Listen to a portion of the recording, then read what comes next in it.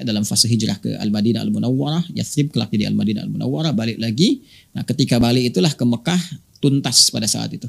Ya, dalam pembukaan kota Mekah. Ya, jadi bukan penyerangan, ingat. Ya, bukan ekspansi, bukan invasi, tapi selalu redaksi digunakan kata fatah. Fatah itu membuka sesuatu yang dengan pembukaan itu melahirkan kebaikan-kebaikan. Ya, makanya dikenalnya di Islam itu futuhat, pembukaan. Maksudnya apa? Ketika Islam datang, membuka pintu bagi Islam, Islam datang maka diterangi itu dengan cahaya, dengan kebaikan-kebaikan. Silakan Anda cek ya, Islam kemanapun datang, nggak pernah menghadirkan persoalan itu. Ya, dalam konteks persoalan yang menyusahkan orang nggak ada. Islam ke Eropa, bantu Eropa punya peradaban 7 abad. Islam di timur di Baghdad bangun peradaban, cahayanya luar biasa, keilmuannya, kemajuannya, peradaban masyarakatnya dan sebagainya.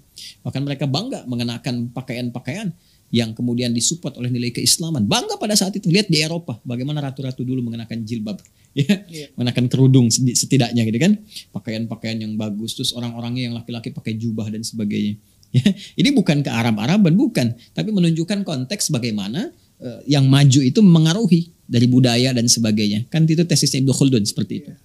Nah, dalam suasana Fathu Makkah itu datang Nabi Muhammad SAW kan, dengan pasukan prajurit beliau membuka untuk memberikan kebaikan, nilai kemuliaan ke Makkah. Makanya saat masuk itu nggak ada peperangan. Ya, orang menduga nih, aduh dibantai nih gitu kan. Muhammad datang nih, udah kita usir dari sini pasti dendam. Kebayang macam-macam aja, pasti dendam nih, kita akan dibantai, kita begini. Kaget mereka. Karena tiba-tiba pasukan udah datang. Tapi yang terjadi apa? Siapa yang berada di area Masjidil Haram aman. Yang masuk rumah Abu Sufyan aman. Semuanya damai gitu. Damai. Dan mereka tuh yang mengerti ini risalah kedamaian, kebaikan, kemuliaan. Akhirnya dengan kesadaran paripurna itulah kemudian masuk Islam berjamaah, berombongan, macam-macam. Itu dalam bahasa Arabnya sesuatu yang berombongan, kan? Sesuatu yang banyak gitu kan. Secara serentak bersamaan itu disebut dengan afwaj namanya.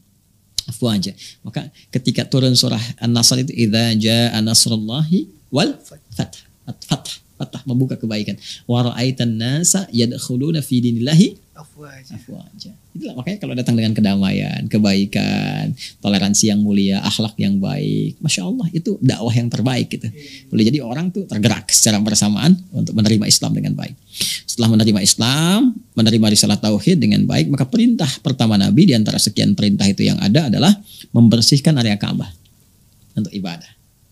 Dalam membersihkan itulah Nabi sendiri sudah tahu banyak patung-patung dalamnya apa juga kan, karena Nabi sudah diutus, diberikan risalah, kemuliaan, kebaikan dan sebagainya, maka nggak berkenan kan ada patung-patung di dalamnya. Itu bagian dari kemusyrikan, ya kan? Maka apa yang terjadi? Nabi perintahkan pada para sahabat, diperintahkan ya bersihkan dulu semuanya. Nah, setelah bersih aku masuk, ya kan? Nah, sempat beliau mengamati itu sebelum masuk ke Ka'bah, sempat melihat, mengamati, dan memberikan sebuah kesan. Apa di antara kesannya? Nah, ini yang tadi saya janjikan. Al-Bukhari. Ya.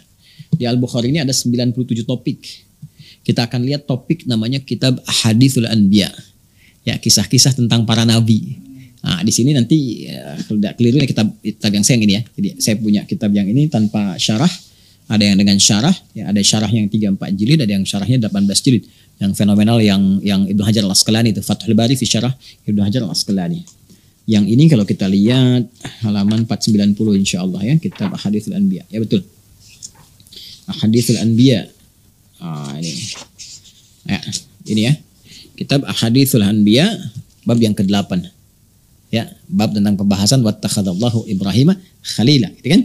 Ya, nomor hadis 3351 sampai 3352. Ya, nah ini kalau saya tunjukkan lagi kitab yang ke-60, topik ke-60, kitab Ahadithul Anbiya, bab yang ke-8, nomor hadis 3351, 3352. Ya, kita bacakan ya. Ya, kita bacakan. Atau Anda mau bacakan? Saya serahkan ke ahlinya.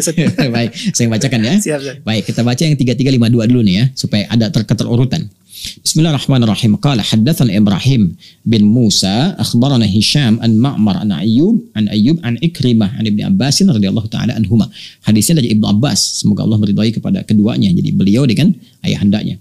Anna Nabi sallallahu alaihi wasallam ya, bahwa disampaikan menurut Ibnu Abbas bahwa Nabi sallallahu alaihi wasallam lamma ra'a suwara fil baiti lam yadkhul hatta amara biha famuhiyat ya. Nah, yaitu lamma ra'as suwara fil baiti, ketika Nabi melihat banyak patung-patung tuh dan gambar. Jadi saya katakan kepada Anda suwar jamak dari kata suwar. Bisa berarti patung, bisa berarti gambar, lukisan-lukisan. Ketika Nabi SAW itu ya melihat banyaknya patung-patung ya di dalam area Ka'bah itu. Jadi ketika Fathu Makkah, Nabi perintahkan udah bersihkan semua dulu dan sebagainya, ya kan? Lalu ketika Nabi melihat tuh dalam Ka'bahnya banyak sekali patung-patung, ada gambar, ada patung-patung. Ketika melihat itu lam yadkhul hatta amara biha famuhiyat. Ya, maka beliau nggak mau masuk. Ya, nggak masuk tuh. Ya, nggak mau masuk. Sampai diperintahkan oleh beliau hapus dulu semuanya. Keluarkan dulu, hapus dulu. Ya, ingat di sini ya, kalau nggak di bawah ini, di sini. Jadi Nabi nggak masuk ke situ, ya sampai dihapus, diselesaikan dulu, dibersihkan dulu semuanya. Kemudian wara'a Ibrahim wa Ismail alaihi wassalam bi aydiyahimal azlamu faqala qatalahumullah wallah in istaqsama bil azlami qattun. Ya, maka dalam masa pembersihan itu ya dikeluarkan dan sebagainya, beliau melihat tuh ya, wah itu ada patung Nabi Ibrahim, Nabi Ismail sedang megang ini untuk undian. Ya itu kan tadi saya katakan ada dukun-dukun kan, kalau mau pergi diundi dulu nih, ada yang menggunakan kayu-kayu kan begini, itu ada yang menggunakan tatayur burung dan sebagainya. Itu Nabi Ibrahim, Nabi Ismail di tangannya diletakkan undian. Anda bayangkan, Nabi mengecam, marah Nabi. Celaka ini orang-orang yang bikin ini. Nggak pernah Nabi Ibrahim mengajarkan ini katanya. Ya kan? Nah, ada juga yang menarik juga di nomor hadis 3351 ya. Nah, ini disebutkan juga. Ya, qala haddatsana Yahya bin Sulaiman qala haddatsani Ibnu Wahab qala akhbarani Amr anna Bukairan haddatsahu an Quraib maula Ibnu Abbas an Ibnu Abbas radhiyallahu taala anhuma. Ini dari hadisnya dari Ibnu Abbas juga. Ya, ini yang menarik nih. Apa yang disampaikan? Qala beliau menyampaikan dakhala an-nabiy sallallahu alaihi wasallam al-baita fawajada fihi surata Ibrahim wa surata Maryam. Oh, maka Nabi SAW dalam periode Fathu Makkah ini, kan? Nah, ketika memerintahkan pembersihan itu, kalau di sini sempat menengok lah begini gitu, nggak mau masuk tuh. Beda antara masuk belum gitu kan dengan menengok ya. Jadi Nabi SAW tuh begitu melihat ini lebih apa menyempurnakan dari yang tadi itu kan. Tapi melihat tuh nggak mau masuk dulu gitu kan. Nah, nggak mau masuk dulu nih sebelum dihabiskan. Nah, ini dilengkapi nih kisahnya. Jadi ada sempat dibersihkan, Nabi melihat begitu mau masuk. Nah, ini ya, lihat, oh banyak patung dan melihat di situ Ibrahim alaihissalam, kemudian ada juga patungnya Maryam. Ya kan? Nah, di sini karena redaksinya surah ada yang mengartikan gambar, ada yang mengartikan patung, sedangkan surah itu bisa patung, bisa gambar. Jelas ya? Yang tadi saya sampaikan. Iya. Baik, jadi Nabi mengecam tuh. Ya, Nabi mengecam. Kata Nabi, saya nggak mau masuk dulu, bersihkan semuanya dulu. Nah, jadi kalau bahasa singkatnya tuh, nengok mau masuk gak jadi, ngelihat kan banyak hal, nggak mau masuk dulu sampai dihapuskan semuanya, sampai bersih dulu. Jelas ya? Nah, saya sempurnakan hadisnya. Faqala amma lahum faqad sami'u anna al-malaikata la tadkhulu baitan fihi surah. Hadza Ibrahim musawwar, fama lahu yastaqsim. Ya, mereka tuh gimana sih? Mereka itu udah ngerti sebetulnya malaikat itu nggak akan masuk tempat yang di dalamnya ada patung. Terus ini apa-apaan lagi kata Nabi Muhammad SAW? Ini apa-apaan lagi Nabi Ibrahim? Ya mereka tahu Nabi Ibrahim itu nggak pernah mengajarkan judi, nggak pernah mengajarkan undian. Ya, sejak kapan beliau kemudian mengajarkan undian? Jadi di situ beliau langsung memberikan satu penegasan, komen yang tegas, mengecam dengan keras dan sebagainya. Jadi ini Nabi memberikan edukasi kepada kita bahwa beliau pun nggak masuk dulu. Kenapa? Karena beliau mengajarkan memahami malaikat nggak mau masuk ke tempat yang banyak patung yang seperti itu, apalagi di situ mendoakan Allah dan sebagainya. Ini bukan mendoakan lagi, membanyakkan dengan macam-macam, membanyakkan ini nggak mau masuk. Jadi ini yang paling sahih riwayatnya. Nah, riwayat ini ketika disampaikan menyebar dan sebagainya. Nah, kemudian ada yang menarik nih. Ya, biasanya kan kalau saya bicara begini, Mas Klik saya gambarkan. Jadi kalau ada seorang menyampaikan, terus yang mendengarnya itu ada 10 orang. Kira-kira ketika disampaikan lagi yang 10 orang ini kepada orang lain, pulang nih, nyampaikan lagi kepada orang lain. Sama nggak kata-katanya? Mungkin nggak sama, Sat. Mungkin nggak sama redaksinya. Iya. Baik, maknanya bisa sama nggak? Maknanya mungkin sama. Maknanya mungkin sama. Persoalannya kalau semua memiliki kredibilitas yang sama. Iya, betul. Ya kan? Betul. Ya. Nah, terus kalau disampaikan lagi sampai ke generasi berikutnya. Paling gampang Mas Tek bikin 10 orang berbaris, bisikan satu hal. A bisikan sampai ke ujung yang ke-10, kira-kira lihat sama nggak dengan apa yang kita ucapkan? biasanya ada distorsi pasti. Ada distorsi, bahkan ada reduksi beberapa hal gitu kan. Nah ini pun sama, ketika hadisnya udah jelas disampaikan macam-macam, kan dulu nggak ada kayak kita cetakan sekarang. Kayak Google sekali klik muncul semua begini. Dulu kan pakai lisan. Sampaikan begini menyebar. Di pertengahan itu dalam penyebaran itu ada yang menyisip-nyisipkan. Apa yang diantara disisipkan itu dibuatlah semacam satu sisipan tambahan. Dalam ilmu hadis sisipan di tengah-tengah itu idraj. Adraja yudriju idrajan. Hadisnya disebut dengan mudraj. Hadis mudraj itu hadis yang berisi sisipan. Sisipan itu bukan bagian dari hadis. Bisa jadi tafsir, bisa jadi cerita tambahan, bisa macam-macam. Apa di antara tambahan itu? Tambahan itu yang dikisah-kisahkan adalah saat dalam masa ya penghapusan gambar-gambar tadi, kemudian pembersihan itu semua ada di antara redaksi itu yang menunjukkan bahwa Nabi memberi isyarat, ini hapus semuanya, ya. Terus begitu melihat yang patungnya Maryam, ya kan? Alaihissalam, ada Nabi Isa-nya digendong macam-macam ya, gambarnya kan ada gambar, maka di situ ada yang menyebutkan kecuali yang ditutup oleh tanganku ini. Kecuali yang di belakang tanganku, kecuali di bawah tanganku ini. Macam-macam lagi, ada yang menyebutkan ke gambar, ya, ambil air zam-zam, basahin, habisin semua gitu kan. Nah, kecuali yang ini, ada yang menyebutkan kemudian di patung, ada yang macam-macam, ya, kecuali dengan yang ini dan sebagainya gitu. Nah ini tambahan-tambahan. Ini sebetulnya sudah lengkap tuntas dibahas oleh para ulama. Bahkan ditunjukkan juga perjalanan kisahnya. Seperti apa gambaran-gambarannya gitu kan. Nah, semacam misal ya kita beri contoh, misalnya ini ada kitab bagus sekali yang saya tadi sampaikan, Siyar A'lam Nubala karya Imam Adz-Dzahabi. Ya. Ini kitab bagus di 16 jilid ya, di abad ke-8. Beliau itu wafat tahun 718 Hijrah ya. Ini kitab bagus 16 jilid, juga ahli hadis macam-macam ya. Nah, ini kalau kita buka di sini di halaman 53 khususnya. Nah ini. Ya, beliau mengisahkan ini. Beliau sampaikan ini halaman 53 ya, tuh ya. Ini kitabnya Siyar A'lam Nubala, jilid pertama, jilid 1 dari 16 jilid, halaman 53. Qala wa fil hadithi an ibni Abi Najih an abihi an Huwaitib ibn Abdul Uzza wa ghairihi falamma kana yaumul fathi ya kan dakhala Rasulullah sallallahu alaihi wasallam ila al-bait fa amara bi thawbin ya fa bulla bima'in wa amara bi tamsi tilka as-suwar wa wada'a kaffahi ala surati Isa wa ummihi wa qala ummuhul jami' illa ma tahta yadayhi. Ya kan? Nah ini salah satunya yang disampaikan. Ini satu dari sekian banyak ya. Kemudian Adz-Dzahabi mengatakan rawahul Azraqi, info ini dapatkan dari Al-Azraqi. Ingat Al-Azraqi siapa? Ya, Al-Azraqi ini diantaranya. Beliau diantaranya seorang sejarawan, ya kan? Ya, penulis kitab populer namanya Akhbaru Makkah. Ya, seorang perawi juga menyampaikan riwayat-riwayat. Ya, semua riwayat disampaikan. Namanya kalau kita sejarawan menyampaikan informasi gitu kan. Beliau juga menyampaikan riwayat-riwayat di abad kedua Hijrah ya, kurang lebih ini sampai abad ketiga Hijrah, yang menyampaikan informasi macam-macam. Kemudian di antara informasi itu menyampaikan riwayat yang tadi ya, dalam masa pembersihan area dalam Ka'bah, penghapusan itu gambar-gambarnya disampaikan bahwa ada beberapa bahkan dari tabi'in yang menyampaikan informasi ya, bahwa di antara mereka menyampaikan generasi sebelumnya ada yang pernah melihat di masa Ibnu Zubair bahwa pernah ada itu gambar-gambar itu gitu kan. Sedangkan yang menyampaikan ini orang-orang thiqah ya, di kalangan era tabi'in, kok bisa gitu kan, masih kelihatan, masih ada dan sebagainya. Jadi mana yang benar nih? Satu sisi riwayat ini bermasalah, dan udah banyak ulama membahas tuntas tentang riwayat-riwayat bermasalah ini. Ya, bahkan ada 4 hadis di kitab Akhbar Makkah ini, belum kita hadirkan kitabnya ya. Jadi kalau kita lihat di Akhbar Makkah itu ada 4 riwayat. Dan 4 riwayat itu udah tuntas. Tuntas apa? Tuntas diteliti oleh para ulama. Kita itu punya tradisi yang sangat indah. Ya, ketat sekali. Tradisi ini tentang bagaimana menyeleksi semua informasi yang sampai kepada kita. Saking ketatnya standar dalam Islam itu. Benar nggak dari Nabi? Benar nggak dari Nabi? Diteliti semua 4 riwayatnya. Ternyata ketemu. Wah, ini ada Muslim bin Khalad bin Zanji ini. Ini orangnya bermasalah. Ini orangnya nggak pernah ada. Ini yang nggak pernah diketahui. Ini yang luput. Ini yang hilang. Ini yang pendusta, ini yang lemah, ini yang macam-macam. Jadi ternyata 4 riwayat itu semuanya dhaif semua. Dhaifnya yang nggak bisa digunakan sebagai hujah, ya, nggak bisa dipakai dalil gitu. Jadi hadis yang menerangkan tentang hapus semuanya kecuali yang di bawah tangan saya ini, kan? Nah, di masa Nabi itu lemah. Karena itu sisipan, diduga sisipan, dimasukkan ke dalam hadis yang sahih tadi.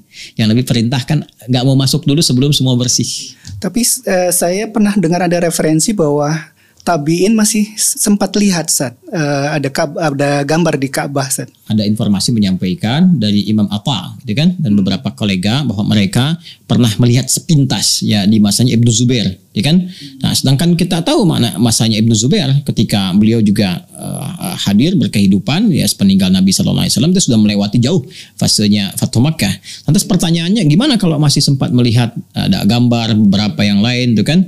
Nah, ini satu sisi hadis-hadis tadi dihukumi dhaif, ya bahkan nggak bisa digunakan sebagai hujjah. Sisi lain masih ada terlihat gambar-gambar yang dimaksudkan. Itu udah dijawab tuntas oleh Imam Ahmad. Iya, Imam Ahmad bin Hanbal. Udah selesai masalahnya. Apa jawaban beliau? Sampai ngarang kitab namanya Al-Ilal fi Ma'rifatir Rijal. Anda kalau ini nggak sempat karena Anda baru nanya, kita nggak sempat menghadirkan kitabnya. Ada kitab namanya Al-Ilal fi Ma'rifatir Rijal. Beliau bandingkan ini hadis-hadis yang sahih tentang dalam patung dibersihkan dalam Ka'bah itu termasuk gambar-gambar ini tampilkan. Dan yang menguatkan ini kebiasaan Rasulullah. Rasulullah tuh nggak pernah mau masuk ke tempat manapun di rumah-rumah yang ada patungnya, apalagi rumah Allah dalam Ka'bah yang harusnya nggak ada patung, ada patung. Beliau bersihkan dulu semuanya, kan beliau mau ibadah di dalamnya. Bersihkan, dihapuskan segalanya. Itu kebiasaan beliau. Bahkan di Al-Bukhari nanti banyak hadis menyampaikan kepada kita bahwa Nabi enggan masuk ke satu rumah yang ada di situ gambar-gambar yang tidak elok, yang macam-macam, yang menghadirkan hal-hal yang bisa gitu kan memalingkan ketaatan kepada Allah Subhanahu wa taala, termasuk patung-patung dan sebagainya. Itu hilangkan dulu, bersihkan dulu.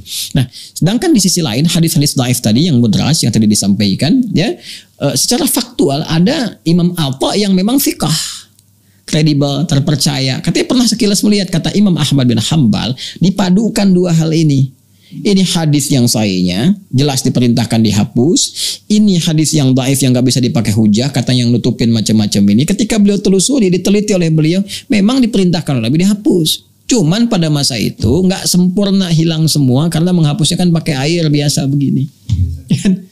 Hapus dulu nih, kan kata Nabi hapus dulu semua tuh, kosongkan yang patung-patung, kosongkan semua gini, hancurkan semua, gambar-gambar dihapus. Hapusnya pakai apa? Nah itu dia, hapusnya pakai apa? Ya dihapus waktu itu pakai apa? Pakai air kan? Dihapus. Kata Imam Ahmad bin Hanbal dalam kitabnya Al-Ilal fi Ma'rifatir Rijal, itu menyisakan bekas-bekas. Boleh jadi yang dilihat oleh Atha itu bukan gambar utuh yang kemudian tampak di era Nabi Fathu Makkah dihapuskan, bukan. Yang terlihat boleh jadi bekas-bekas itu. Ya kan? Makanya riwayatnya pun nggak jelas ketika sampai, disebutkan cuma melihat gitu kan. Yang dilihat tuh apa? Nggak pernah sampai. Itu pun jadi perdebatan lagi. Maka Imam Ahmad menelusuri, dilihat oleh Imam Ahmad, oh yang diduga dilihat oleh Imam Atha ini bukan gambar-gambar yang nyata seperti di era Fathu Makkah. Yang dimaksudkan adalah boleh jadi bekas-bekas itu masih tampak. Ya. Yang sekarang kalau Anda masuk ke area Ka'bah kan sudah bisa terpublikasikan banyak gambar, di YouTube juga bisa dilihat, kan? Kan sekarang Anda bisa lihat tuh di area Ka'bah, selain atasnya nanti ada, Masya Allah ya, sudah ada atapnya, berapa 3 tiang, kemudian ada di situ ada ayat-ayat ya, selain yang di luar kan di dalam juga ada tuh. Nah kemudian ada semacam grafiti, siapa yang merenovasi dan macam-macam. Pernah itu nggak ada berapa? Ada 8 kan? Ya 1, 2, 3, 4 kalau kita hitung itu. Ya kita juga bisa menduga boleh jadi itu tuh juga menutup ya bekas-bekas yang terdahulu, dirapikan lagi macam-macam lagi. Sedangkan Ka'bah kan sudah mengalami renovasi juga. Ya beberapa masa waktu dihantam Manjanik di eranya Khalifah Yazid itu kan yang menghancurkan Ibnu Zubair lewat panglimanya itu Hajjaj bin Yusuf Ats-Tsaqafi, kan itu hancur juga kena Manjanik, kotapel besar itu kan direnov lagi. Ya kan direnov lagi. Jadi kalau kita mau masuk sudah nggak ada. Jadi isunya sebetulnya sudah nggak faktual sekarang ini. Jadi isu-isu begini ini sudah selesai sebetulnya. Ya sudah tuntas, sudah beres, dan ulama sudah menjawab semua. Isu tentang hadisnya dijawab, ini hadisnya dhaif. Dhaifnya sangat lemah, saking lemahnya nggak bisa dipakai sebagai hujah. Yang benar yang ini, Nabi punya karakter nggak pernah mau masuk ke dalam ruangan satu rumah apapun, apalagi rumah Allah yang ada patungnya. Ini hadis-hadisnya sahih. Dan karakteristik Nabi itu begini, di rumahnya begini dengan Sayyidah Aisyah terutama, di tempat ini begini, selesai. Dan Fathu Makkah diperintahkan sahabat untuk menghancurkan semua patung-patung, menghapus gambar-gambar. Ya kan? Adapun bagaimana kualitas hapusan itu, apakah masih ada ataukah ada jejaknya, tapaknya sedikit dan sebagainya, nggak ada informasi spesifik. Yang penting Nabi meminta, keluarkan semua, hapus semuanya, baru Nabi masuk kan beraktivitas di dalamnya. Lalu kalau ada informasi mengatakan bahwa Imam Atha pernah melihat atau yang lainnya itu kan, itu kan juga nggak sampai kepada kita jelas informasinya. Apakah yang dilihat itu kemudian benar-benar utuh Tapi Imam Ahmad jenius melakukan penelusuran, ditemukan oleh beliau itu bekas-bekasnya, jejak-jejak yang sebetulnya sudah dihapus masa lalu, cuman mungkin masih kelihatan ada bekas-bekas dan sebagainya. Dan disempurnakan tuntas sekarang clear, bening, bersih, bagus, nggak ada gambar dan sebagainya. Jadi singkatnya adalah hadis yang disampaikan oleh sementara orang sampai kini bahwa dalam Fatwa Mekah diperintahkan dihapuskan termasuk gambar-gambar, ya, tapi tidak untuk yang gambar Bunda Maryam dengan Yesus yang ditutup seperti ini, gitu kan, oleh Nabi SAW di dalam riwayat itu disampaikan demikian. Itu riwayat yang tidak tepat, tidak benar, masuknya mudraj, disisipkan ke dalam riwayat yang benar. Riwayat yang benarnya cukup sampai patungnya Nabi Ibrahim, gambarnya, bahkan nanti ada gambar malaikat, gambar pohon, gambar macam-macam, gitu kan. Nah, kemudian termasuk juga gambar Nabi Isa dengan ibundanya Sayyidah Maryam alaihi wassalam. Nah, kemudian itu semua sudah dibersihkan keseluruhannya untuk memberikan kesucian, kesan suci kepada Ka'bah al-Musyarrafah, Ka'bah yang mulia. Kan kita balik nanya, kenapa yang Nabi Isa ditutup begini, yang Nabi Ibrahim enggak? Ya, terus kenapa yang malaikat dibiarkan dihapus? Kan kita bisa nanya begitu juga. Ya, yang alasan paling rasional adalah alasan disampaikan oleh Imam Ahmad. Kemungkinan tuh begitu dihapuskan semua tuh masih ada bekas-bekas sebagian tuh kan yang belum sempurna keseluruhannya, atau bahkan juga ini diperdebatkan riwayatnya. Kalau ada yang sahih kenapa ngambil yang lemah sih?